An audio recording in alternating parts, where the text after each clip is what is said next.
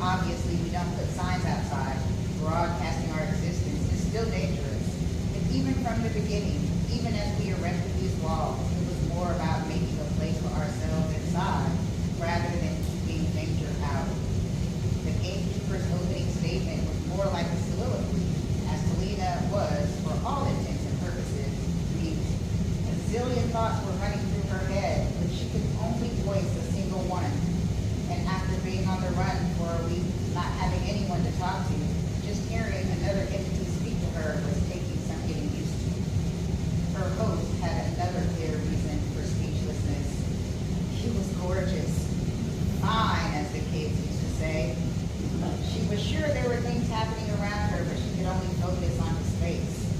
He literally smiled as he talked. She didn't know what he was saying. She could only see his strong white teeth as the words flowed out around her. The man was clearly a zombie like her, no question. They shared the same ashy pallor and white ring around the pupils that pinpointed the dead and the resurrected. So how did you come to be here? He asked. The question was phrased innocently enough, but Talina could sense importance underneath. She hesitated in answering, not sure how she should answer. Would confessing her transgression make them kick her out? What if she didn't tell them now, but they found out later?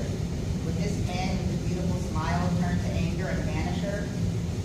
But he saved her from answering. He sensed her apprehension and skipped over the question. Don't worry, you don't have to answer that right now. We'd just like to know how the folks find us. Helps us to see what works, what we need to improve. In her mind, Talina thought, improve what? Well, sometimes we put out a call to find more of us, but we also have to be careful on how visible we are. As I'm sure you know, enclaves like ours are still illegal. He answered Talina's mental question so quickly, she half wondered if he could read minds. Was that a new thing that the zombies could do? She just nodded her head in faux understanding. Talina still didn't speak, not trusting herself to blurt out her whole life story. She tried to move her sight to his eyes to signal some understanding. Maybe it worked. He smiled again and said, great, come on, let's get you situated. He turned as if to walk off, then turned back to Talina. He held his hand out to her, palm up, fingers wide,